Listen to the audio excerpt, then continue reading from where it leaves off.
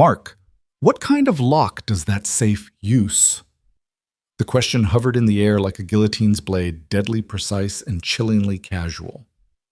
From his seat at my dining room table, my daughter's husband leaned in, eyes glittering with calculated curiosity. Sarah nearly spat out her wine as she glanced between us. I paused mid-bite, heart hammering, realizing that tonight's calm family dinner would shatter like glass. Mark wasn't asking about home security. He was probing for the keys to my hidden fortune. And when he found more than he ever bargained for, his life would change forever. But my lips curved into a quiet smile in the darkness. Let the game begin. I set down my fork, feeling the polished mahogany beneath my fingers. The candlelight flickered across Mark's face, illuminating a predatory gleam I'd never seen before. Dad? Sarah whispered, her voice tight with alarm. Why are you refusing to answer? I kept my tone light. I said, I've got everything locked up tight. Isn't that enough? Mark leaned back, folding his arms.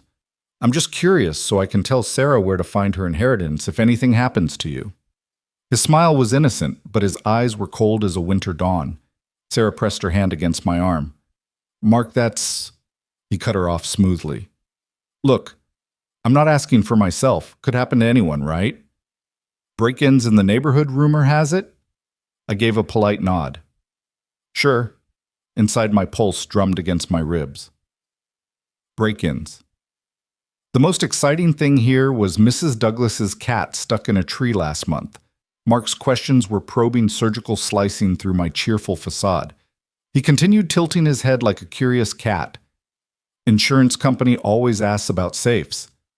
You have one, don't you? Sarah choked on her water this time, coughing so hard she had to set her glass down. Mark watched her with the patience of a chess master. Sarah, sweetheart, please, I said quietly.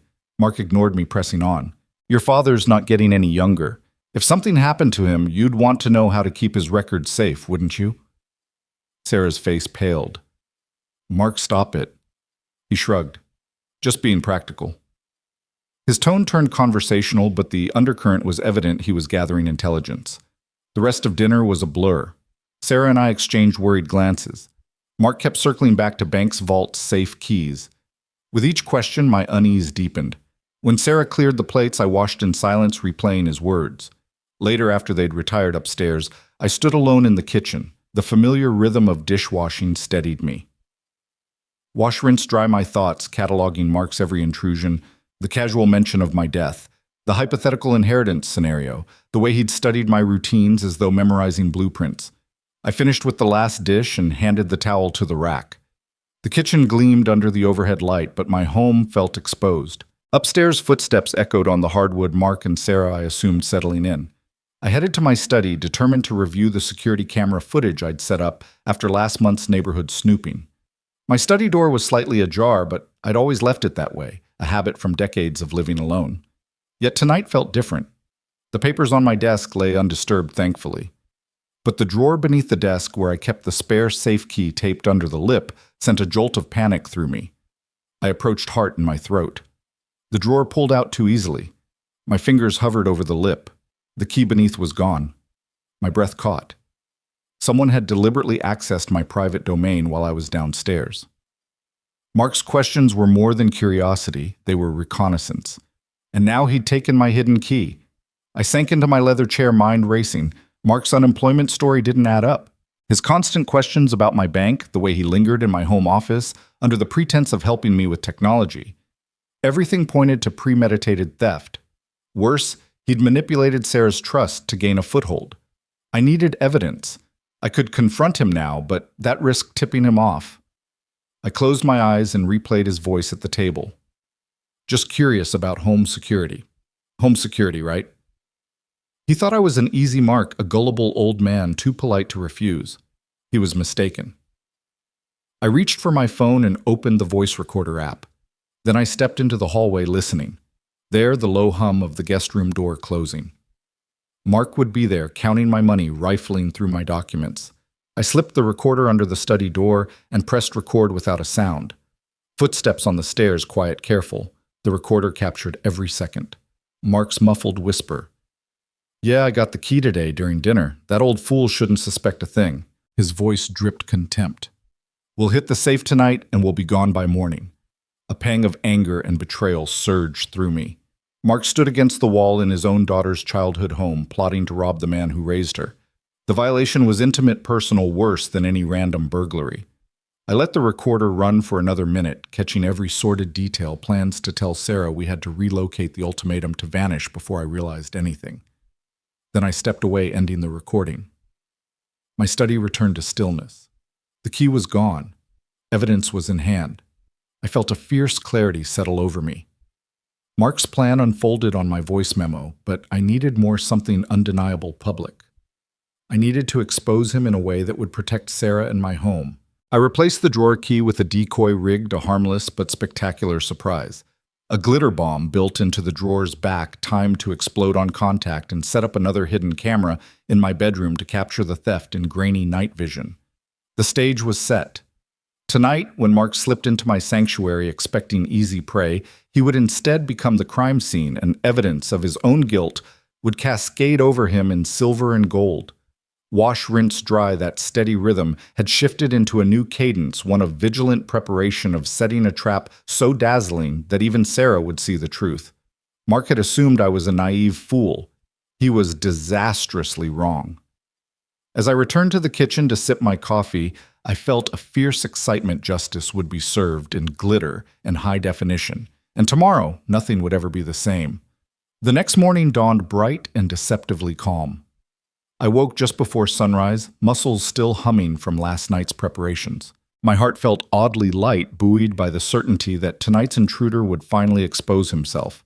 But first came breakfast, the ritual that Mark insisted on sharing with me every morning since he and Sarah moved in. I padded into the kitchen and started the coffee, letting the rich aroma fill the quiet house. Sarah was already at the table in her robe, scrolling through her phone. "Morning, Dad," she said without looking up. "Morning," I replied, pouring 2 mugs. I set a steaming cup in front of her, then took my own seat.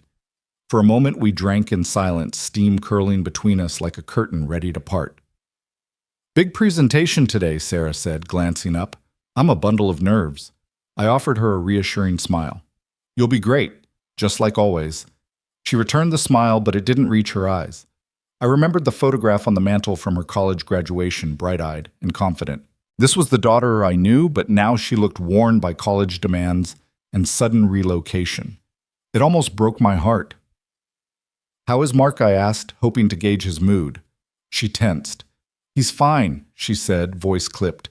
"He left early to look for work." I nodded, letting the awkwardness hang. Mark's job hunt was anything but fine, and I'd watched him hide phone calls in corners, his expression tightening as he pocketed each text message. He'd claimed interviews, but the lights in the living room stayed on late at night, and sometimes I heard his phone ringing at odd hours unanswered. Finishing our coffee, I stood and cleared the mugs.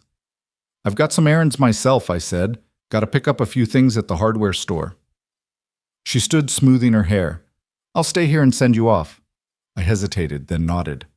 "Thank you, sweetheart." Later, I drove into town under a sky of pale blue. At the hardware store, I stocked up on batteries for my hidden camera and a replacement confetti charge for the drawer trap. The clerk asked about my late-night break-in scare, and I gave a measured nod.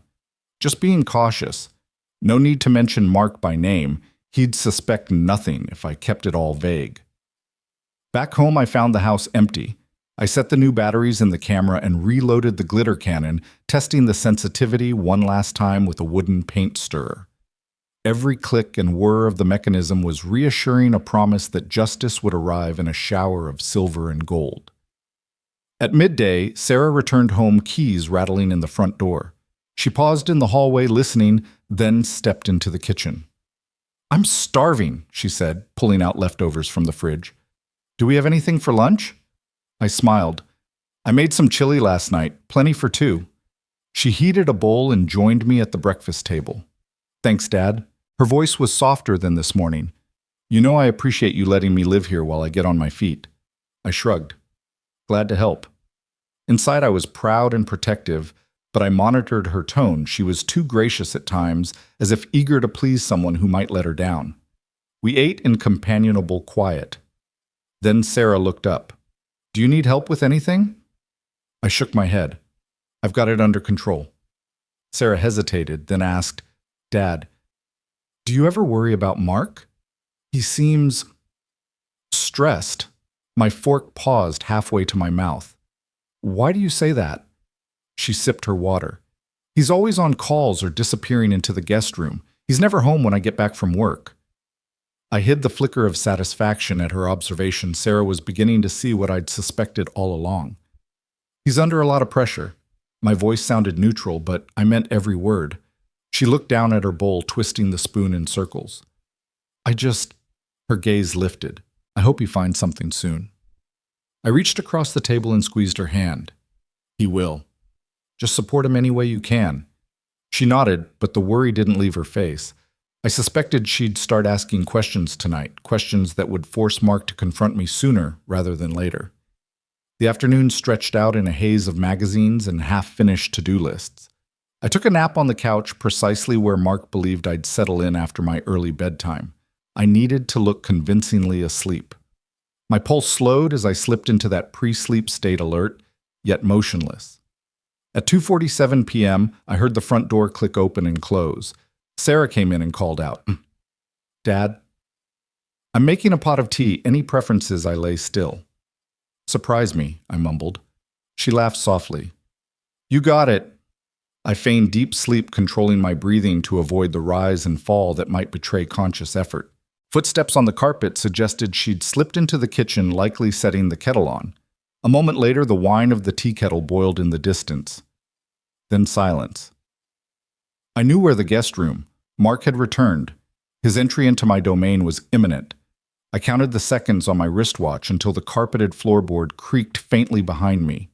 He was stalking through the hallway, moving toward my bedroom door. My fingerprint-locked nightstand showed no sign of tampering, and my mind ticked through the path he'd taken last night past the bathroom, down the hall, left at the linen closet, right at my door. The doorknob turned slowly. I held my breath. The door eased open, reflecting a thin sliver of dim hallway light across the floor. Mark's silhouette paused in the gap. He thought himself alone. He stepped inside and closed the door silently, assuming I was inert. A flutter in his shoulders promised confidence. Then came the faint click of the dresser drawer releasing. His hand entered. The invisibility of it sent a thrill through me. Got it, he whispered, voice muffled, steady, with triumph. But no sooner had he grabbed the decoy key than boom, a thunderous pop echoed through the room. A spray of glitter exploded outward, coating Mark's hands, his face, his crisp shirt in shimmery confetti. He recoiled, curses spat in shock, brushing frantically as glitter rained around him like sparkly snow. I opened my eyes, swinging my legs over the side of the bed. Marky said, voice measured. Reality returned in full color. He stood before me, covered in silver and gold, looking like an unfortunate party favor. Mark froze, blinking mouth agape. What the dad? I rose slowly as if awakened by the noise. What are you doing in my dresser? He stumbled back, shaking his hands, glitter scattering. I thought there was a noise. I was checking to make sure you were all right. From outside the door came Sarah's voice. Dad, are you okay, Mark? I held a palm out, gesturing him away. Stay here. Sarah entered just as Mark brushed glitter from his lapel. She stopped dead, eyes wide. Mark. His face flushed under the confetti. Sarah. She looked from him to me, confusion giving way to dawning horror. Why are you here? He opened his mouth, but the absurdity of his sparkly state and the jig of scattered glitter nailed him mute. I stepped forward. I set a trap for anyone who tried to steal from me. My gaze softened as it reached Sarah, including family. Sarah's hands flew to her mouth. Tears welled as she realized the gravity of his betrayal. Mark's shoulders sagged, glitter clinging to his every movement. In that moment, I felt a fierce protectiveness for my daughter, but also a quiet satisfaction that her husband's true nature had been revealed so spectacularly. The glitter settled around us like an unspoken indictment. Mark's voice cracked. Sarah, please. She shook her head, the pain in her eyes more powerful than any confession. Get out, she whispered. Mark scrambled backward, stumbling over a small ottoman. Glitter flew like a carnival's aftermath. The sound of his retreating footsteps echoed down the hallway. Sarah and I remained rooted as the glitter settled. I placed a gentle hand on her shoulder. "He can explain himself to the police," I told her softly. Her shoulders shook as tears fell. "Thank you," she whispered. "I'm so sorry." I pulled her into an embrace. "You're safe now." Outside, spring sunlight filtered through the window, illuminating the glitter that carpeted my floor like tiny stars.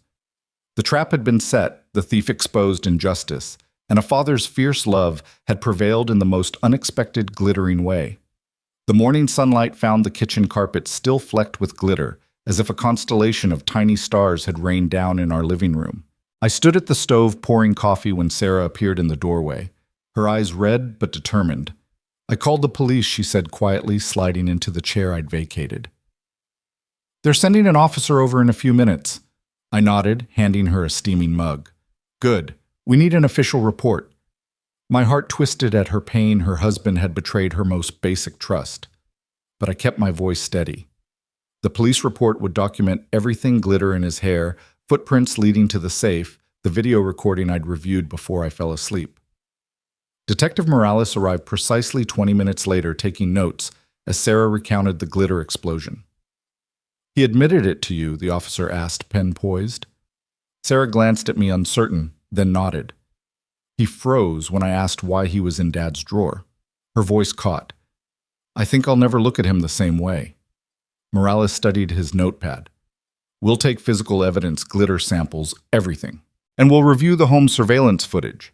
He balanced empathy with professionalism, giving Sarah a reassuring nod. "In the meantime, you should change your locks and secure your valuables. And consider a restraining order just to be safe." After he left, Sarah reached across and grabbed my hand. "Thank you for believing me," she said, voice quivering. I squeezed her hand gently. "Always," I replied. "This is your home. I'll make sure you feel safe here." Over the next hour, we made calls. I spoke with the locksmith to rekey every door and to the security company about installing an alarm system and motion-activated cameras outside. Watching Sarah advocate for herself, I felt a swell of pride. The woman who'd once trusted blindly was now forging her own protection. Later, as I loaded my truck with supplies, Sarah hugged me. "You don't have to do all this," she protested, but her words held gratitude. I kissed her forehead. "I want to. You're my daughter." That afternoon, I met Officer Morales again to hand over the glitter samples and the police report. I also showed him the hidden camera footage, grainy but unmistakable, showing Mark's silhouette as he moved toward the drawer, then recoiled in surprise as the glitter burst forth. Morales frowned at the screen. "Looks like you planned a pretty effective trap." I shrugged, watching the playback of glitter drifting through the air. "I had a good reason." He leaned forward. "We'll use this in the criminal case. Theft with a weapon, technically a trap qualifies, and there's the potential for burglary charges given it happened at night." My chest tightened. I'd aimed to expose him, but justice would follow its own path. "I just want to keep Sarah safe," I said. "Understood. We'll take it from here." Morales stood a finality in his posture that felt both comforting and unsettling. Driving home, I reflected on how quickly our lives had spun from polite smiles to glitter-coated betrayals. I eased into the driveway and spotted Sarah on the porch with her laptop. She glanced up and waved me over. "Dad?"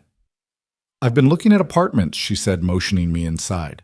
The guest room still bore evidence of Mark's hasty departure. Unpacked clothes tossed in a corner, his toothbrush abandoned on the sink. Sarah had already started clearing the space. "I don't think I can live in the same house with those memories."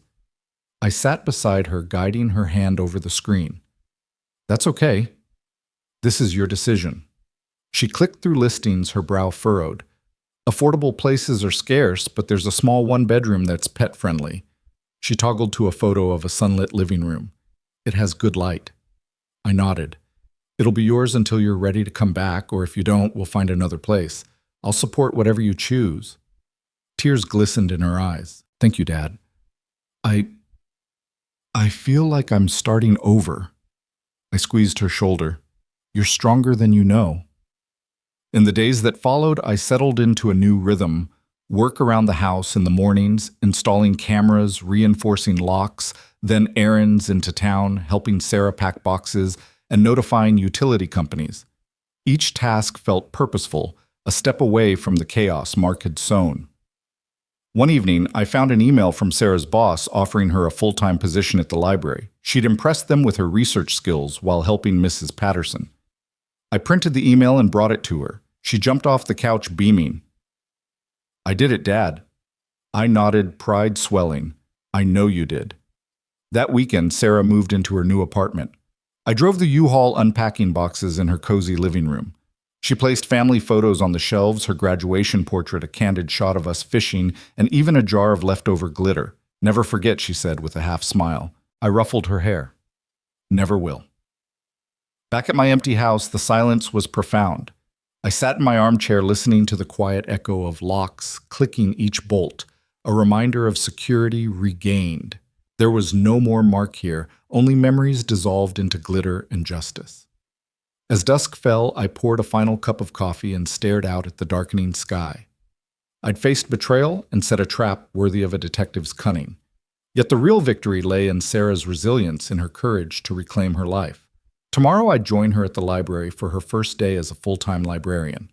But tonight, I allowed myself a moment of quiet triumph, knowing that in our darkest hour, love and strategy had prevailed, and that sometimes justice sparkles. The day after Sarah moved into her new apartment, I woke to a silence that felt both strange and liberating. No sound of Mark's restless pacing, no hidden phone calls in the guest room, just the familiar creak of my old house settling.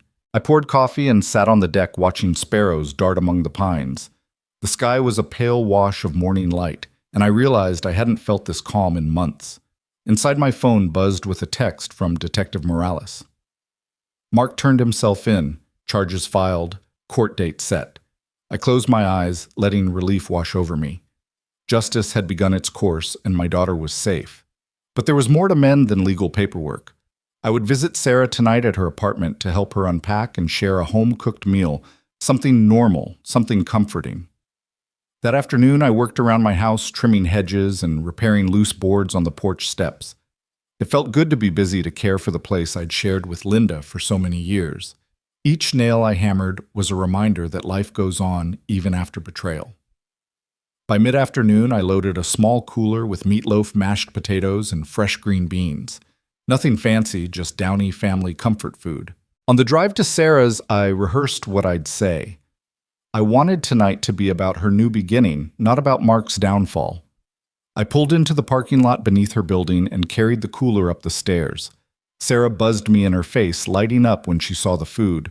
"Dad," she said, dropping her purse and wrapping me in a hug, "you have no idea how much this means." I held her for a long moment. "I'm here for you, sweetheart, always." Her apartment was small but cozy, soft gray walls, a love seat draped with a blue throw, a shelf already lined with books. She'd even hung a few framed photos, father-daughter fishing trips, college graduation snapshots. It felt right, like a fresh page in her story. We set the table by the window and dug in. The meatloaf was a hit. Sarah laughed through a mouthful of mashed potatoes, the sound bright and genuine. "I missed this," she said between bites. I smiled. "I missed cooking for you." After dinner, we moved to the couch. So I said, resting my mug on the coffee table, "How was your first week at the library?" Her eyes sparkled. "Amazing. Children's story time on Wednesdays, genealogy research on Fridays. Today, Mrs. Patterson brought in old letters from her grandparents. I helped her digitize them." "That's wonderful," I said. "You're making a difference already." She nodded, wrapping her arms around herself. "It feels good to be part of something positive again." I reached for her hand. "You deserve it." We sat in contented silence, listening to the faint hum of distant traffic. Then she turned to me, a serious look in her eyes. "Dad, I know. I've asked you for so much these past months. I want to help with your place now. Can I come visit? Help you with chores, keep you company?" My heart swelled. "I'd love that," I said. "But only when you're ready." Later, I folded the throw blanket she'd lent me and headed back home. The sun had dipped low and streetlights flickered on like fireflies. Back at my house, the porch light welcomed me. Inside, I checked the front door locks. The new alarm keypad and the motion sensors I'd installed in the backyard. Everything hummed with reliability. I double-checked the hidden camera feed on my phone, still armed, still recording. Better safe than sorry. Over the next few days, life settled into a new rhythm. I greeted neighbors on my morning walks without worrying Mark lurked in doorways. My police scanner crackled through local updates. Mark's bail hearing had been postponed due to paperwork errors.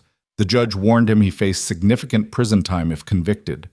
I felt a pang of sadness, regret he'd let desperation lead him astray. But it was tempered by the knowledge that he'd hurt the woman I loved most. One afternoon, I received a call from Mrs. Henderson. Robert. Dear, could you help me install a camera outside my shed? I heard about your system. I laughed. Happy to. Her request was both a compliment and a reminder that our community needed vigilance. We met in her yard among blooming azaleas, and I guided her through positioning the camera and testing the motion detection. She clasped my hand. You're our neighborhood hero. I shrugged, just doing my part. On Saturday, Sarah came over with sparse items she needed: lawn chairs for my deck, a stack of her favorite novels. We sat outside in late afternoon breeze, sipping iced tea. She handed me a framed photo use at Glacier Park, rain falling, but smiles wide. I want this here, she said, pointing to a spot on the mantel. A reminder that joy follows storms. I placed the photo beside Linda's old fishing rod mount. The mantel felt fuller now, bridging past and present. As evening approached, I invited Sarah to stay for dinner. We shared the last of the meatloaf and watched the sky streak pink and violet. Conversation drifted to future plans. Her dream of developing a local book club. My hope of building a small reading nook by the window. The possibilities felt endless. Weeks passed and Mark's case moved through the courts. He eventually pleaded guilty to attempted burglary and was sentenced to probation, restitution, and mandatory counseling. Sarah attended the hearing, sitting beside me in the courtroom. When the judge gave his ruling, she squeezed my hand and exhaled a breath she'd been holding for months. It's over, she whispered. It's just the beginning, I said, meaning her new life beyond that broken marriage. That night, we drove home in separate cars, the moon bright above. At my front gate, I stepped out of the car and looked back at the driveway where Sarah parked. She waved determination in her posture. I waved back, filled with pride. Alone on my porch, I closed my eyes and listened to the night, a symphony of crickets, rustling leaves, distant car tires. No footsteps on the stairs, no muffled whispers of thieves, only the hush of a house finally at peace. Inside, I checked the hidden camera one last time. The feed was empty. No intruder. No glitter-coated silhouette, just the faint glow of nighttime illumination. I disarmed the system and stood in silence for a moment, absorbing the calm. As I drifted off to sleep that night, I realized how much stronger we'd become, Sarah, me, our little community bound by truth and resilience. The trap I'd set with glitter and cunning had exposed a thief, but the real victory was watching my daughter rebuild her life and reclaim her joy. And tomorrow, we'd share another meal on the deck, beneath the same pines where loons still called at dawn. Proof that after darkness comes dawn, and after betrayal, the promise of renewal. The late summer air felt cool on my face as I stepped out onto the deck that morning, a mug of coffee cradled in both hands. The sky was pale lavender and the pines whispered overhead. Inside the house was quiet. No clatter of Mark's restless pacing, no echoes of secretive phone calls. Just peace and the comforting aroma of my old home. I took a slow sip and let myself smile. Sarah had invited me to the library's back-to-school fundraiser later that afternoon, and I'd agreed without hesitation. It was her first big community event, and I wanted to stand by her side not as her father, but as her partner in this new chapter. After breakfast, I changed into a clean flannel and jeans, reminding myself that this day was about celebration more than repair. I arrived at the library just before 2, parking in the lot, beside rows of folding tables, each draped in brightly colored cloths. Volunteers arranged stacks of gently used books, school supplies, and baked goods. Children darted between tables, clutching free notebooks, while parents murmured greetings. Sarah stood at the center, clipboard in hand, directing volunteers with a grace I'd never seen in her before. "Hey, Dad," she called, her smile radiant. She ditched her robe for a blue librarian's apron with her name embroidered above the pocket. "Thanks for coming. Wouldn't miss it," I said, giving her a quick, affectionate hug. She handed me a stack of flyers. Could you hand these out at the entrance and maybe direct people to the donation bin on it? I took the flyers and headed for the front door, waving to neighbors as they arrived.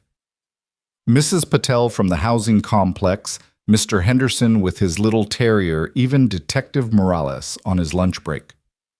The community had rallied around Sarah's fundraiser, and it warmed me to see such support. Inside, the event flowed smoothly. Children placed pencils and erasers into tote bags, parents browsed shelves of textbooks and storybooks, volunteers manned the bake sale table. I guided families to the donation bin, a large cardboard box labeled "For Every Child's Backpack," and thanked each contributor. With every sincere "Thank you, sir," I felt the knot of past betrayals loosen in my chest. An hour later, Sarah returned. "How's it going?" she asked, wiping her brow. "Great," I replied. "You've outdone yourself." She beamed. "We've collected enough supplies for 70 backpacks, and the bake sale has raised over $500. My chest tightened with pride. "You turned this whole neighborhood around." She glanced down at her clipboard, then back at me. "Actually, Dad, I wanted to talk to you." I raised an eyebrow. "Sure." "About Mark." Her voice faltered and my stomach clenched. She'd rebuilt so much, yet his shadow still loomed. "I haven't heard from his probation officer in weeks. No word on his counseling his debts." Nothing. I set a hand on her arm. "He's doing what he needs to do. Rehab takes time." She shook her head. "Rehab or no rehab?" "I need closure. I've changed so much these past months. I need to know he won't come back 'cause more hurt." I admired her courage. Closure comes from letting go and from knowing your own strength. She exhaled her shoulders, easing. "Thanks, Dad. Her gaze drifted to the donation bin, now overflowing. "I'm ready to close that chapter." As the fundraiser wound down, volunteers began packing away supplies. Sarah invited me to join her in the back room where the bake sale cash was being counted. We stood side by side, folding bills and receipts. Nearby, Mrs. Patterson leaned in. "Sarah, you're a natural. The library is lucky to have you." Sarah blushed. "Thank you." She turned to me. "Could we do this again next month?" I nodded. "Absolutely. And I'll bring my famous chili again." Sarah laughed, and for a moment I felt the ease of our bond rooted in love and shared purpose. Later that evening, we packed up the last of the event supplies and loaded them into my truck. The sun dipped low, casting long shadows across the parking lot. Sarah closed the library doors and sighed. "I'm wiped." I offered her a ride home. "Let's grab dinner on the way." She smiled. "Perfect." We drove to our favorite diner where the neon sign glowed in the twilight. Over burgers and fries, we chatted about her plans for a children's book club and my idea to start a weekend walking group for seniors. The conversation meandered to quieter subjects. Dad Sarah began swirling her milkshake straw. "I got a letter today." My heart skipped. "From who?" She met my gaze. "From Mark." A chill ran down my spine. I'd hoped the silence meant he had accepted defeat. "What does he say?" She unfolded the envelope. "He's sorry," she said, voice tight. "He's in a halfway house still working on debts, wants to make amends. He asked for a meeting." My jaw clenched. Justice had been served, but empathy stirred uneasily.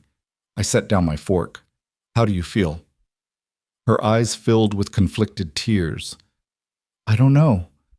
Part of me wants to see him changed. Part of me fears he'll open old wounds." I reached across. "You have to decide for yourself. I'll support you either way." She nodded, wiping her eyes. "Thank you." The ride home was quiet, illuminated by passing streetlights. Sarah leaned her head against the window, deep in thought. At my house, she hugged me. "I'll let you know my decision." I hugged back. "Take your time." That night, I checked the hidden camera feed one last time, just to be sure no one else had tampered with my sanctuary. The footage was motionless shelves, my bedside lamp casting a soft glow, and the corner of the room where the glitter trap remained dormant. No sign of Mark. No stranger lurking. I turned off the camera and disarmed the system that had kept me vigilant for so long. As I drifted toward sleep, a new chapter beckoned, not one of traps and secrets, but of trust and renewal. Tomorrow, I'd support Sarah's decision, whatever it might be. And whatever the future held, we'd face it together stronger for having weathered the storm and wiser for the glimmering lessons left behind. The morning of our meeting with Mark dawned overcast, the sky a blanket of gray that mirrored my unease. I sat at the kitchen table stirring my coffee while Sarah paced in her robe beside me. "Dad, I'm really nervous," she admitted, voice small. I reached across and squeezed her hand. "I know, sweetheart. We'll go together. You're not alone in this." We drove in silence, the radio turned low. Sarah stared out the window, lost in thought.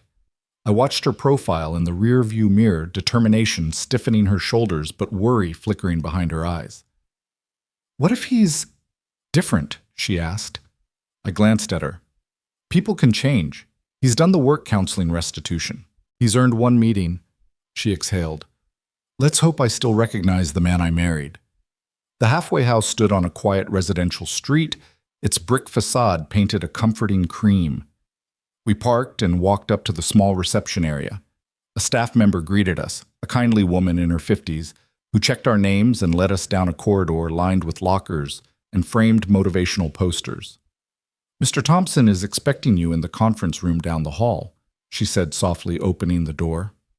Inside, Mark sat at a long table, his back ramrod straight. His hair was shorter, his clothes plain but neat, a far cry from the glitter-strewn man who'd stumbled from my bedroom months ago. He looked up, and his face went pale, uncertainty flickering in his eyes. "Dad." Sarah began, voice trembling. Thank you for coming with me." I nodded, settling into the chair beside her. Mark cleared his throat. "First, I want to say I'm sorry for everything. What I did to you, to this family, was unforgivable." His voice cracked. I watched Sarah's expression soften slightly, though tension still knotted her shoulders. "I received your letter," she said quietly. "You asked for a chance to show you've changed." Mark exhaled, pressing his hands together. "I have. Therapy's helped me understand my addiction, my anger. I've been clean for 8 months. I've paid back thousands more than you ever owed me. I'm begging you to let me make this right." Sarah's eyes glistened. "Right how—" He looked at me, then back at her. "I'd like to help around the house, mow the lawn, fix things. If you need me, I want to be there." I saw her internal struggle, yearning for closure, pitted against memories of betrayal. I offered her my support with a gentle nod. Before she could answer, the halfway house staff member slid into the room. "Time's almost up," she said. Sarah glanced at the clock. Mark's shoulders slumped. "I understand if you can't trust me." Sarah drew in a steadying breath. "I need time," she said. "I need to know you're serious." Mark nodded. "I'll do whatever it takes." The staff member cleared her throat. "We'll have to wrap up." Sarah stood and I rose too. Sarah turned to Mark. "I'll see you around," she said, voice firm but kind. He nodded, tears in his eyes as we left the room. The corridor felt longer on the way out. I put an arm around Sarah's shoulders. "How do you feel?" I asked as we reached the front door. She wiped her eyes. "Complicated. Part of me wants to believe his apology, another part can't forget how he betrayed us." I guided her to the car. "Trust is earned. If you decide to let him help you move those boxes or pick up groceries, that's a start. If not, that's okay too." She nodded, leaning into me. "Thank you." The drive home was quiet, comforting even. By the time we pulled into her apartment parking spot, the clouds had broken and slender shafts of sunlight warmed the windshield. Sarah turned to me. "Dad, can we stop by your place first?" "Of course." Back at the house, I unlocked the door and gestured inside. "Want to see something?" I led her down the hallway, past the guest room now emptied of Mark's boxes, until we reached my study. I opened the drawer where the glitter trap had been set. Inside lay only the worn carpet sample Sarah had once pulled from my floor, taped over the decoy key's usual spot. Sarah exhaled. "I remember." I smiled gently. "I wanted you to know I took every measure to protect you, but also to expose him. That trap proved what he was capable of and what he needed to face." She ran her fingers over the wood. "I'm proud of you, Dad." I closed the drawer. "Your safety means more to me than anything." Sarah hugged me tightly. "Thank you." Later that evening, we sat on the deck with mugs of tea. Fireflies danced in the twilight, and the distant croak of frogs filled the quiet. Sarah rested her head on my shoulder. I'm going to let him prove himself, she said softly, slowly, one step at a time. I kissed her hair. I'll be here every step. A week passed before Mark made his next move. I sat quietly in my study when my phone rang. It was Sarah. He's here, she said. He brought tools to fix your fence. I stood and grabbed my jacket. I'll meet you outside. In the driveway, I found Mark holding a box of garden tools. Hammer nails, a new can of stain for the fence posts I'd mentioned weeks before. His expression was earnest, measured. Dad, he said. Thanks for giving me this chance. I nodded and handed him the stain. Don't mention it. Together we spent the afternoon repairing the weathered boards. As Mark tapped nails and I held the plank steady, I watched Sarah set up a lemonade stand at the edge of the lawn, offering cold drinks to neighborhood kids. Laughter drifted across the yard. Mark paused, wiping sweat from his brow. This feels normal, he said, voice low. Thank you. I met his gaze. Action speaks louder than words. He nodded, returning to the task with renewed focus. When the fence was done, the wood gleamed like new. Mark stood back, admiring his work. It's solid, he said. I patted his shoulder. Just like real trust built board by board. Sarah joined us, handing each of us a glass of lemonade. Looks great, she said, smiling. Mark raised his glass. To new beginnings. Sarah and I clinked glasses with him. In that moment, I felt a cautious hope that even the most glittery betrayals could, with patience and hard work, evolve into redemption's quiet strength. The dawn light filtered through my bedroom curtains as I rolled over and checked my watch, 6:15 a.m. My heart beat faster than usual for a Saturday. Today, Mark and I had agreed to volunteer at the library's after-school tutoring program, his idea, not mine. I swung my legs over the bed and stood stretching. The house was quiet save for the soft hum of the refrigerator. I poured coffee in the kitchen and found Sarah at the table reviewing her lesson plans for the tutoring session. She looked up and offered me a tired smile. Thanks for coming, she said. This means a lot. No problem, I said, settling into my chair. I watched her mark pages with a highlighter. She'd grown into her role as librarian, so naturally I sometimes forgot how shaken she'd been after Mark's betrayal. Yet each day she chose kindness toward the community and now toward her ex-husband. It warmed my heart. After breakfast, we loaded our arms with binders, pens, and snacks for the students. In the car, Sarah glanced over. Are you sure you want to do this? He's only been back in good standing for a month. I nodded. Recovery is a process, Sarah. It's better to walk alongside him now than shut the door. She exhaled, her fingers tapping the steering wheel. You're right. When we arrived at the library, Mark was already there, setting out worksheets on the tables. He looked up and offered a hesitant wave.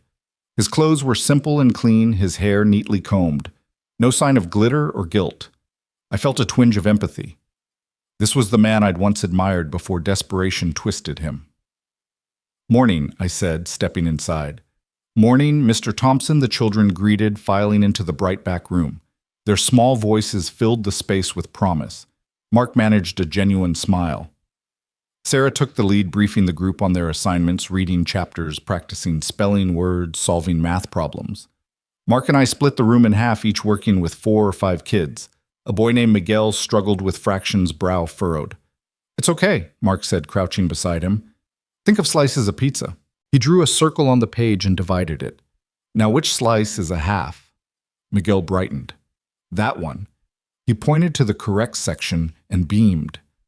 I watched him for a moment, gentle, patient, encouraging. The mark I'd engineered a glitter trap for was gone. In his place was a man doing the daily, unflashy work of healing. Across the table, a girl named Elise faltered over her spelling. I knelt next to her. Remember the trick we learned? Silent E makes vowels say their names. She repeated it softly, then spelled make correctly. Her grin lit the room. We finished the session with a round of high fives. Sarah gathered the children in a circle. Thank you, everyone, she said. Great job. Mark lingered behind me. Thanks for helping. I nodded. You did well. He exhaled. This helped me remember who I want to be. I placed a hand on his shoulder.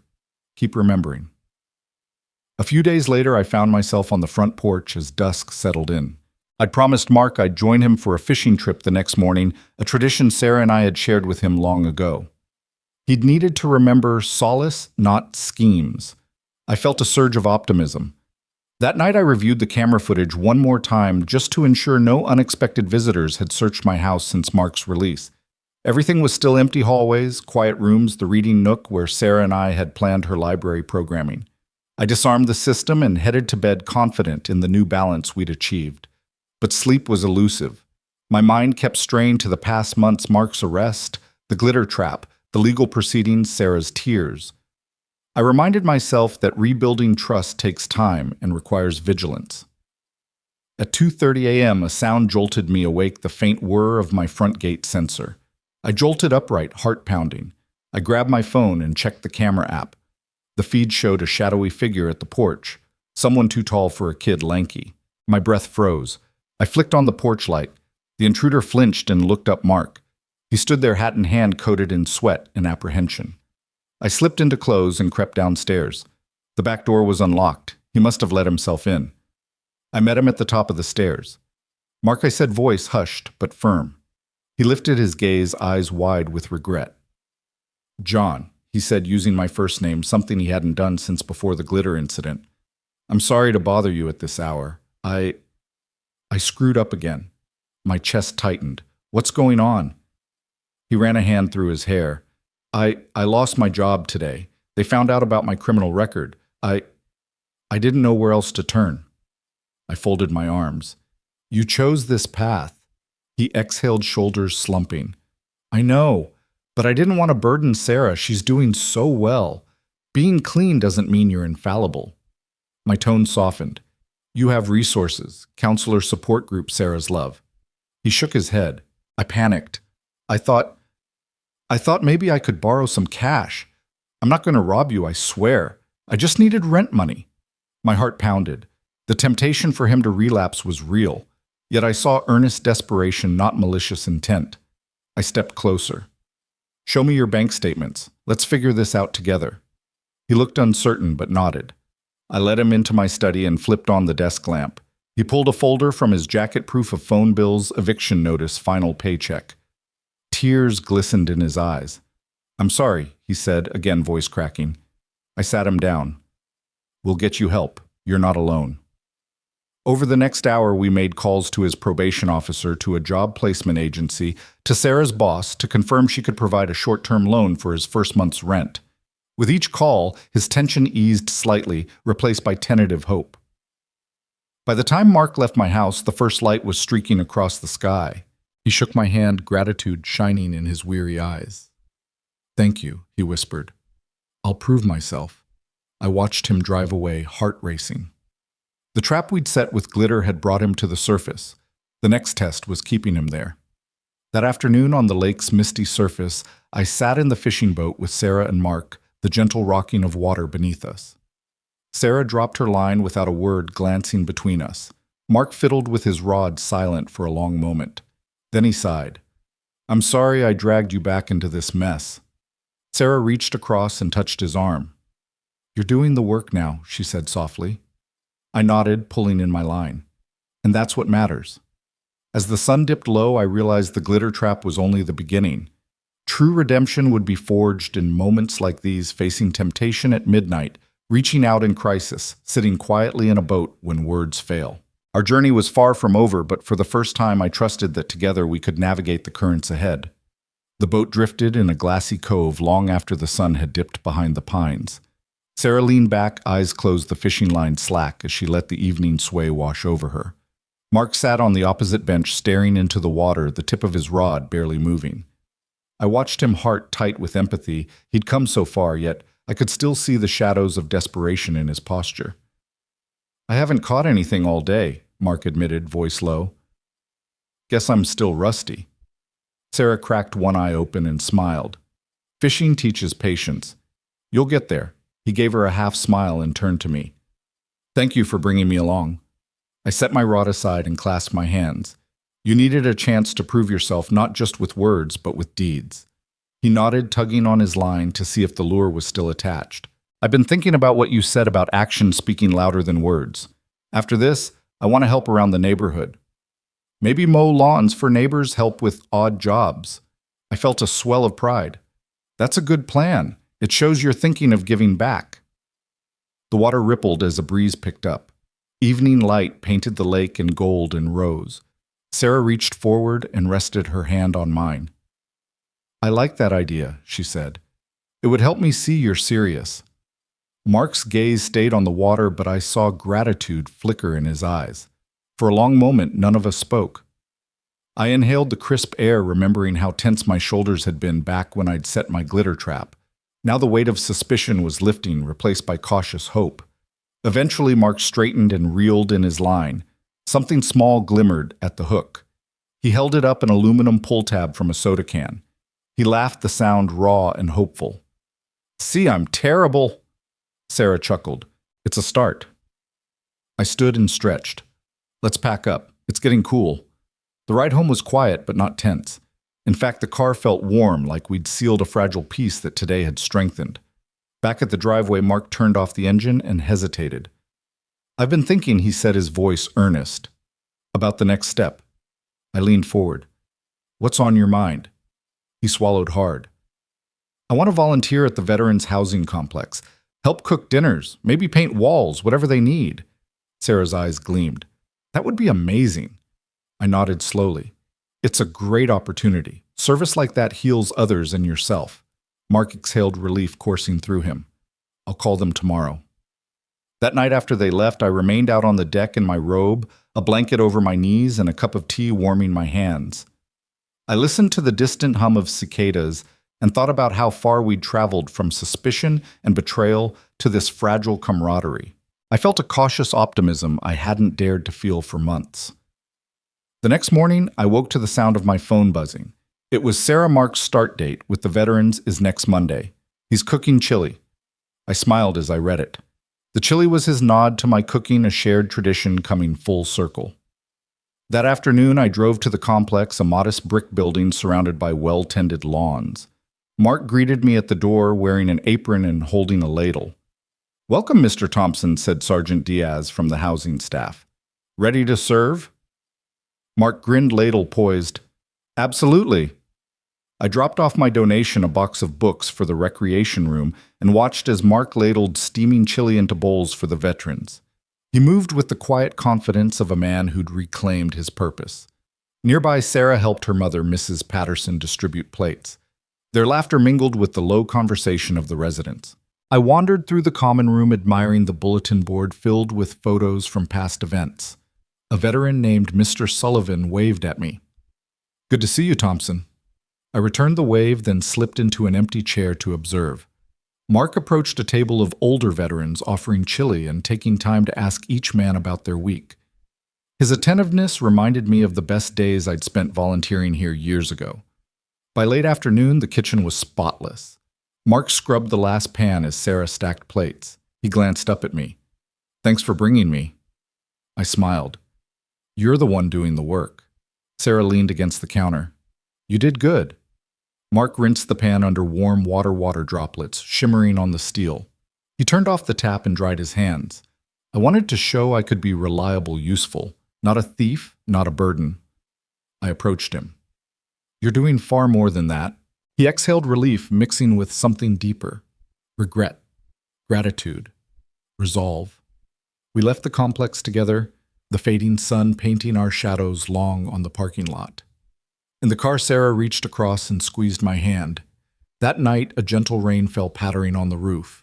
I sat by the window with my tea as Sarah studied for a new library program, and I reflected on how redemption unfolds in small moments: a shared fishing trip, plates of chili, an afternoon of volunteering.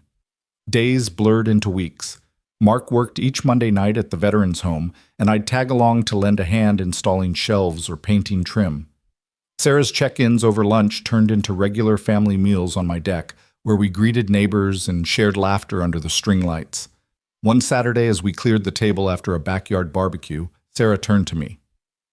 "Dad, I've been thinking about what to do with the guest room." I paused, wiping my hands on a towel. "What are you thinking?" She smiled. I'd like to turn it into a sort of recovery room, a safe place for guests in transition, spare blankets, books a donation station for the Veterans Complex. My heart swelled. That's a wonderful idea. She nodded. It feels right to make this house a home that helps people heal just like you and Mom did for so many. I felt Linda's presence in that moment, her compassionate spirit guiding us. I wrapped an arm around Sarah's shoulders. She'd be proud of you. Sarah leaned into me. I hope so. As dusk settled and fireflies flickered among the pines, I realized that once glitter had revealed a thief's heart, now this home was revealing its own heartbeat. Generosity, resilience, and the unwavering bond of family. And for the first time since those dark days, I believed that trust once broken could be rebuilt board by board, meal by meal, moment by moment. By the time the first frost dusted my lawn, the recovery room was fully stocked. Extra blankets, a stack of self-help books, a small desk with fresh notepads, and a bulletin board of supportive messages. I stood in the doorway one Saturday morning, coffee in hand, watching Sarah arrange a vase of daisies on the dresser. The room no longer felt like a memorial to past hurts, but a symbol of new beginnings. Dad, could you help me hang this? Sarah handed me a framed poem about resilience. I measured the wall space and drilled the hook, stepping back once it was secure. Perfect, she said, her eyes reflecting pride. Thanks. I nodded, thinking we'd come a long way from glitter traps and courtroom tensions. Mark knocked quietly and entered carrying a stack of clean towels to replenish our recovery guest. He gave me a respectful nod. Morning, John, he said. Thought these might be useful. I smiled. They'll be appreciated. His sincerity impressed me, volunteering here, working on fences, and now caring for this space. How are you feeling today? I asked. He leaned against the doorframe. Good. Counseling's going well. I'm learning to set healthy boundaries and face my triggers. His voice held gratitude. And today I'm meeting with the Veterans Outreach Coordinator to discuss a monthly dinner service. That's wonderful, I said. You're giving back more than you ever took. His shoulders dropped in relief. As Mark left with the towels, Sarah joined me in the hallway. He's really committed, she said softly. I debate sometimes whether I should open my heart fully, but then I see this. She gestured toward the recovery room. It reminds me we can create something positive out of broken pieces. We hugged, and I felt the full weight of her words. Families heal only when they choose to. I kissed her forehead. You've done an amazing job. That afternoon, I helped a neighbor replace a broken porch light. From my toolbox, I handed Rita the new bulb. She patted my arm. Your daughter's doing wonders at the library. Heard she's organizing a book drive for the school. Her neighborly gossip warmed me. A recovery room after-school tutoring veterans dinners, it seemed the entire community was transforming with Sarah's and Mark's efforts. On my drive home, I planned the next community project, a winter clothing drive hosted in my garage. As I pulled into the driveway, I spotted Mark working in my yard, stacking firewood for the veterans' cabins next door. He looked up, wiped his forehead, and waved. I felt a surge of pride that this house, once violated, was now a pillar of service. The first snowfall arrived on a crisp Monday, blanketing the neighborhood in white. I shoveled the driveway while humming carols, the cold air invigorating. At the bottom of the drive, Sarah's car was packed with boxes of hats and gloves bound for the clothing drive. She called out, "Need a hand!" I wrapped her scarf snugly around her neck and took a stack of boxes. Let's make sure nobody goes cold. As we worked side by side, I reflected on how she'd grown from a trusting child into a compassionate leader. Once the driveway was clear, I drove Sarah and the supplies to the collection site, a wing of the Veterans Housing Complex. Inside, Mark and the outreach coordinator, Ms. Elliott, unloaded boxes with grateful veterans assisting. The scene buzzed with warmth, steaming cider in one corner, donated quilts piled high, and laughter mingling with the hissing radiators. Sarah greeted Ms. Elliott with a hug. Thank you for partnering with us. Ms. Elliott beamed. This is exactly the community spirit we need, and your father's warmth has been contagious. I helped arrange the display hanging gloves on a makeshift clothesline and stacking hats on a table. Children from the after-school program arrived in a flurry of excitement, their cheeks rosy from the cold. They handed out cider and snacks while Mark led them in a quick craft decorating paper mittens with messages of hope. As I watched Mark patiently help each child write their name on a mitten, I remembered the nervous, defeated man he'd been months ago. Now he was a mentor, a friend, a trusted neighbor. That evening the snow fell heavier, and I drove Sarah home, pulling up under the glow of her porch light. She hugged me tight. Today felt magical. Thank you for everything. I kissed her cheek. You did all the work, I just lent a hand. She laughed, her breath misting in the cold air. I guess I inherited your hands-on approach. I ruffled her hair. And your mother's kindness. She paused. Dad, can we ask Mark to dinner tomorrow night? Nothing fancy, just the three of us. I studied her face. Do you think you're ready? She nodded, determination shining. Yes, I want to keep building bridges. That night I celebrated with my own homemade apple pie, savoring the crisp spice as I watched the snow swirl outside. I thought of how far we'd come from late-night intrusions to shared community projects, from courtroom hearings to snow day camaraderie. The house, once tarnished, now radiated warmth and purpose. The next evening I prepared a simple meal: roasted chicken, mashed potatoes, sautéed greens, and a green salad Sarah loved. The aroma filled the kitchen as I set the table. Sarah lit a candle at the center and placed a holly sprig beside each plate. Festive, I teased. She smiled. We deserve a little celebration. When Mark arrived carrying a freshly baked loaf of bread, I felt that familiar tension flicker for a moment. Would old insecurities emerge? But Mark greeted me with a firm handshake and genuine warmth. Thanks for having me, he said, placing the bread in the center. I baked this myself. Sarah joined us and I raised a glass of cider. To new traditions. We ate by candlelight, the conversation weaving from holiday memories to plans for the winter clothing drive. Mark spoke of his progress in therapy, his strategies for avoiding financial pitfalls, his gratitude for having a second chance. Sarah listened with an intensity that spoke of both love and caution. After dinner, we moved to the living room. I found the holiday music playlist and turned on soft jazz carols. Sarah led a toast. To family forgiveness and fresh starts. Mark lifted his glass. To you both for believing I could change. I felt tears well. We believe in actions, not just words, and you've given us many reasons to believe. He nodded, eyes glistening. I won't let you down. As the evening wound down, I watched them clear the table together, the stove's warmth washing over us. Outside, the snow fell steadily, blanketing the yard in soft white. Inside, we sat on the couch, a festive wreath glowing in the corner, and I realized that healing isn't a single moment. It's a series of choices to extend trust, foster kindness, and rebuild what was broken. Tonight, as I head to bed, I feel a quiet confidence. The recovery room stands ready to welcome anyone in need. The library buzzes with community life. The veterans dine on meals lovingly prepared, and my daughter and her husband share a fragile but flourishing bond. The house is more than walls and windows.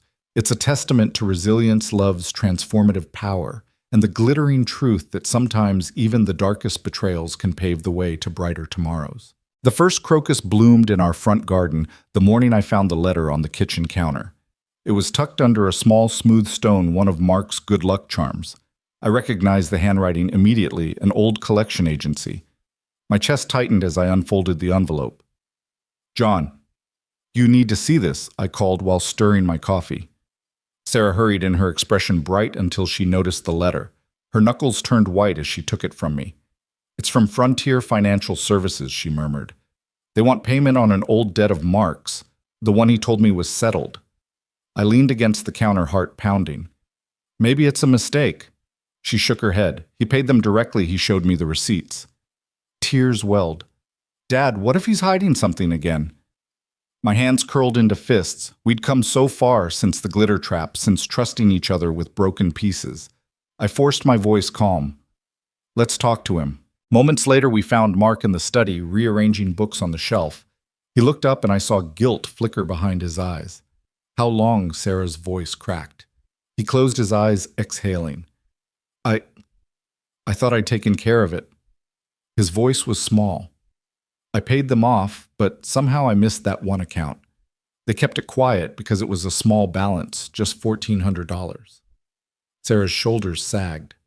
Why didn't you tell me Mark ran a hand through his hair? I was scared. I didn't want to drag you back into my mess. I stepped forward. Sarah deserves the truth, Mark. We earn trust by being honest, especially when it's hard. He nodded, eyes downcast. You're right. He took a shaky breath. I'll call them now and get this straightened out. I glanced at Sarah. She wiped her eyes and managed a small nod. Mark dialed the number and we listened together as he spoke to the representative explaining the mix-up and arranging an immediate payment plan. When he hung up, he sank into the nearest chair. They're sending a check for the full amount. It'll clear in 3 days. Sarah sat beside him. Thank you. She reached out and his hand closed around hers. I felt relief ripple through me, but I also recognized this moment as another test of our fragile reconciliation. It wasn't enough to clear the debt. Mark needed to prove he could confront problems head-on, not hide them in shame. To support him, I suggested we all sit down that evening to budget together something we'd never done as a family. Let's map out every account, every bill, I said. Transparency is our ally. Mark agreed, and we spent the evening around the dining table with laptops and calculators. I guided the process: mortgage, utilities, grocery costs, Mark's veterans home volunteer expenses, Sarah's library programs, and yes, the small but stubborn debts. When the final numbers balanced, relief flooded through us. Sarah closed her laptop. I feel better knowing exactly where we stand. Mark offered me a genuine smile. Thank you for walking me through this. That weekend, to celebrate our renewed solidarity, we hosted a spring picnic for the neighborhood. My deck overflowed with folding chairs and picnic blankets, colorful tablecloths, plates of fried chicken coleslaw, and Sarah's signature lemonade. I watched families gather: the Hendersons, the Patels, even Mrs. Douglas, whose cat had long since been rescued from that tree. It felt like a triumph of community. But tension lingered in my chest. I knew how quickly trust could fracture, how betrayal left invisible cracks. I kept an eye on Mark, who flitted between groups, laughing easily. By midday, though, I noticed his smile waver. He excused himself and wandered toward the recovery room. I followed and found him leaning against the doorframe, breathing hard. You okay? I asked. He nodded, but his face was pale. I keep thinking I don't deserve this peace. I stepped beside him. You earned it through hard work, but it's okay to rest in kindness too. He exhaled, nodding. Thanks. The afternoon wound down with a neighborhood softball game led by Sarah and Mr. Patel. I joined in, rounding the bases alongside Mark, feeling the simple joy of sun and laughter. Our team won and we collapsed on the grass, breathless and smiling. That night, as twilight settled, we sat on the deck with cold drinks. Sarah rested her head on my shoulder. Dad, I'm proud of how far we've come. I kissed her hair. I am too. I looked at Mark, who nodded gratefully. You have a good heart, Mark. Keep protecting it. Over the next week, Mark handled his financial follow-up with diligence, confirming payment clears, notifying credit bureaus, and sending thank you notes to the frontier agent who'd helped him. Each step demonstrated progress, a counterpoint to the secrecy that had nearly undone us. One evening, Sarah invited me to the library's board meeting to present a proposal for an ongoing veterans literature program. As I stood at the podium beside her, I had a profound sense of gratitude for our community's support, for Sarah's leadership, and even for Mark's journey from betrayal to redemption. When the proposal passed unanimously, we stepped outside onto the library steps where Mark approached. He slipped an envelope into my hand. I want you to have this, he said quietly. I looked down at it.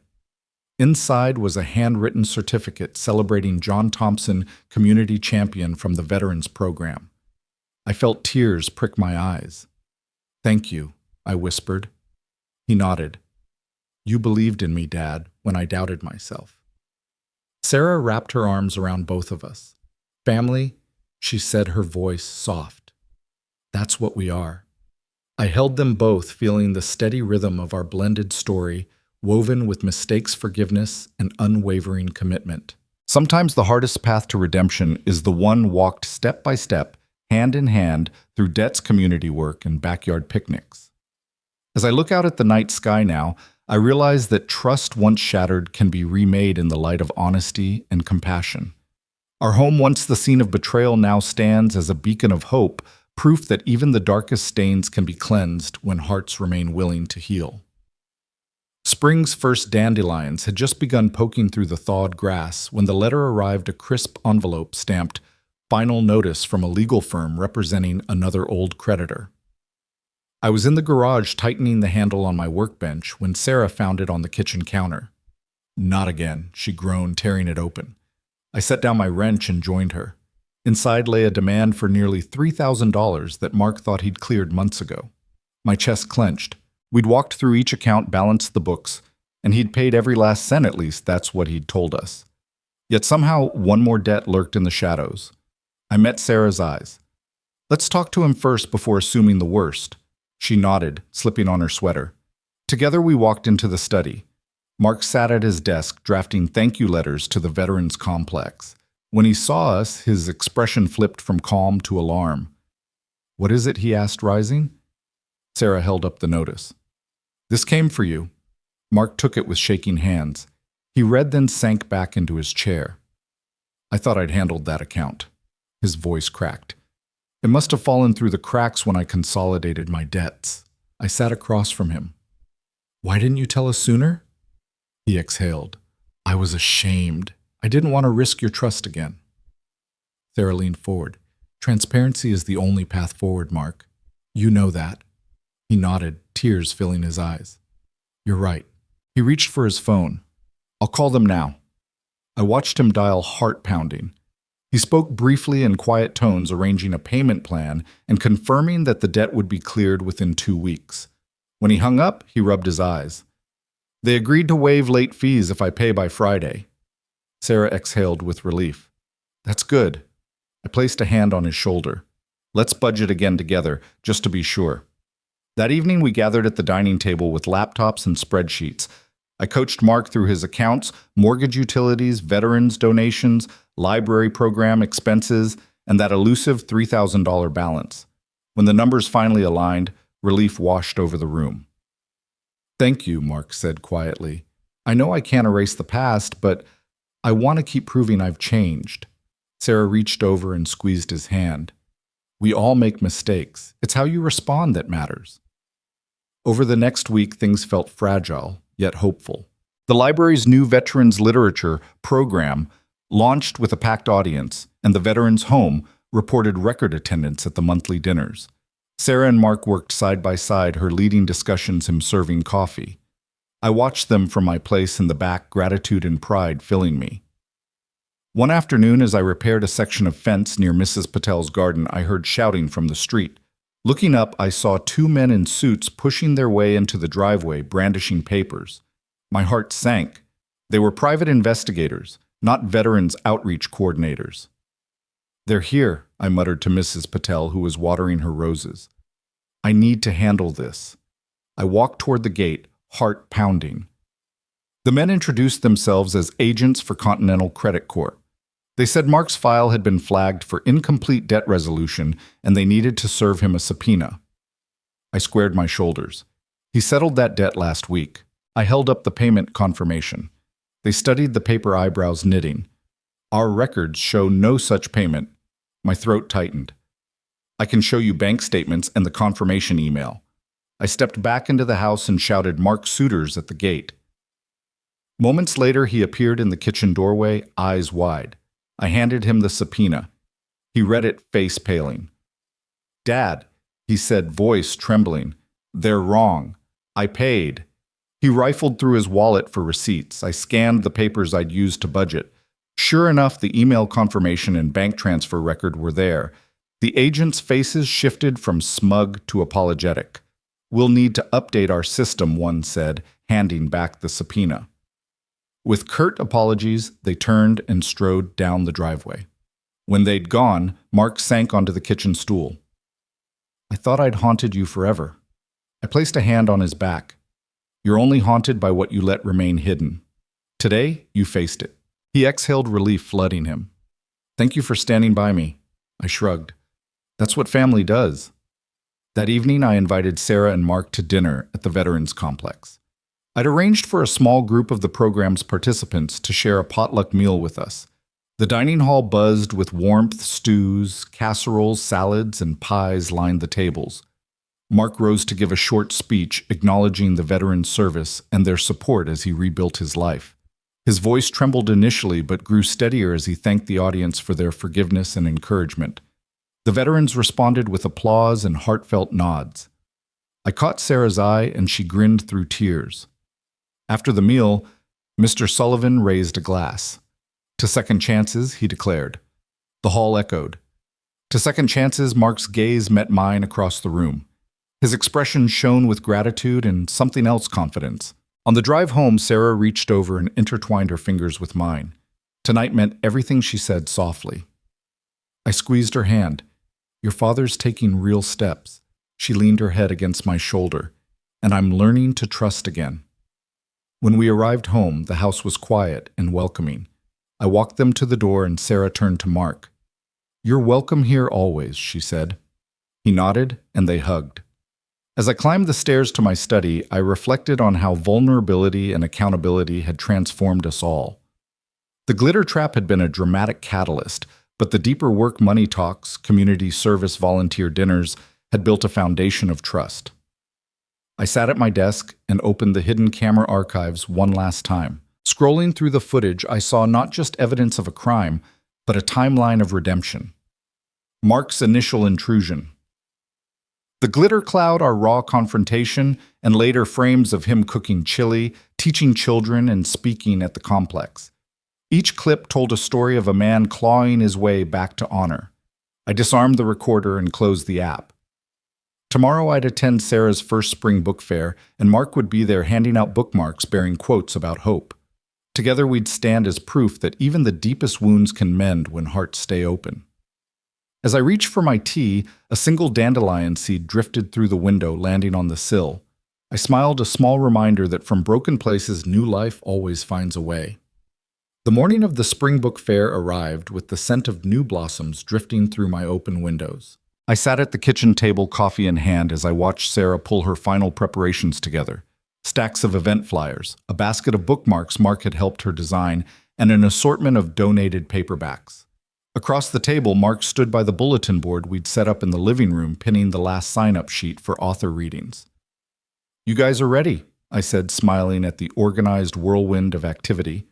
Sarah wiped flour from her apron she'd slipped into baking molasses cookies for the event. "Almost," she replied. "Dad, thank you for everything." I nodded, though the words felt insufficient. Watching them work side by side, I saw not only daughter and ex-husband, but two people whose combined efforts were weaving our family back together. The fair began at 10. By then the library's front lawn was dotted with colorful tents, local authors reading poems, a children's zone, with face painting and a swap table piled high with pre-loved stories. Sarah manned the welcome booth, her librarian's name tag gleaming in the sun. I joined the crowd as families streamed in the chatter of children and the rustle of pages creating a lively symphony. Mark, wearing a bright button-down instead of his usual volunteer apron, greeted guests with a warm handshake, handing out bookmarks printed with words by Maya Angelou. We delight in the beauty of the butterfly, but rarely admit the changes it has gone through to achieve that beauty. He told me later he chose it because it reminded him of his own transformation. I watched him for a moment, his confident manner as he spoke to a nervous young man who would read this afternoon, offering encouragement as he'd once done during tutoring sessions. It struck me how far he'd come from the man who'd crawled into my bedroom for a quick theft. Now he was building up others one small gesture at a time. At midday, Sarah invited me to join her for a quick lunch break under a canopy of blooming dogwoods. We tucked into sandwiches on the benches by the koi pond. "I couldn't have done any of this without you and Dad," she told Mark. "Your support means the world." He reached across and took her hand. "I'm proud of you." He glanced at me. "And grateful for your patience, John." I offered him a small nod. We all have a role in this story. After lunch, the author readings began. A local poet recited verses under a folding tent, and then a children's author took the stage, inviting youngsters to join in a sing-along about dragons and treasure chests.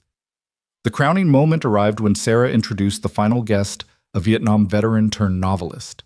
He'd seen Mark's involvement with veterans programs and requested the invitation personally. As the author spoke, his gravelly voice telling of courage under fire and the solace of words in dark times, I felt the threads of our journey, betrayal, redemption community coming together in a tapestry of shared humanity. Mark sat beside Sarah on the front row, his shoulders relaxed, his eyes reflective as he listened. After the reading, the author thanked Mark for his service to veterans, and Mark merely smiled, shifting the focus back to the author's story. When the fair ended at 3, we packed up tents and tables, folding chairs, and leftover books. The afternoon light stretched long shadows across the lawn. Neighbors waved goodbye, kids clutched new hardcover treasures, and volunteers exchanged hugs. As the last bin of donated titles was loaded into my truck, Sarah turned to me and exhaled. That went perfectly. I smiled, brushing a stray leaf from my sleeve. It did. Mark folded the final tablecloth into the back of his truck. He looked tired but content. Thanks for letting me be part of this. Sarah wrapped an arm around him. You're part of this part of our family. Don't ever forget that. He nodded, emotion flickering in his eyes. I won't. Later that evening, back at my house, I sat on the deck with a glass of iced tea. The sky had turned pastel pink, and the air smelled of honeysuckle. I listened to the distant hum of the air conditioner and the chirping crickets beginning their nightly chorus. Inside, Sarah and Mark unpacked the last of the books, their laughter drifting through the open window. I thought back over the year, the night of the glitter trap, the legal fights, the community dinners, the recovery room, the veterans' dinners, and now this book fair. Each step had been fraught with tension and uncertainty, but through it all, one truth had guided us. Redemption isn't a destination, but a daily choice to confront flaws, own mistakes, and embrace vulnerability. My phone buzzed a message from Mrs. Henderson. Your chili recipe is requested for next month's fundraiser. I smiled, knowing I'd gladly share it. Inside, Sarah emerged with the last batch of charmed bookmarks. Dad, look, she said, handing me one. I read the quote by Lewis Carroll. You're entirely bonkers. But I'll tell you a secret, all the best people are. I laughed, tucking the bookmark into my shirt pocket. She nestled beside me. That's what makes us. Us. I put an arm around her and looked out at the yard dotted with white washer-dried seat covers and the lingering scent of barbecue. I wouldn't have it any other way. Mark stepped out with 2 plates of leftover cookies. He offered me one, and I took it gratefully. He sat beside us, and we shared a comfortable silence, the bonds between us stronger and more forgiving than ever. Dad, Sarah said suddenly, her voice earnest. Thank you for never giving up on me or on us. My heart tightened. Thank you for trusting us. Mark nodded, raising his cookie like a toast. To family, he said. I lifted my iced tea. To family. Sarah clinked her glass to mine. Under the soft glow of the deck light, we sat together. Father, daughter, husband, knowing that though the road had been rocky, our commitment to one another had turned broken trust into unbreakable bonds. And as the night deepened and the first fireflies glimmered, I realized that in the end, the greatest story we tell is the one we live of. Forgiveness of growth and of love, triumphant over betrayal.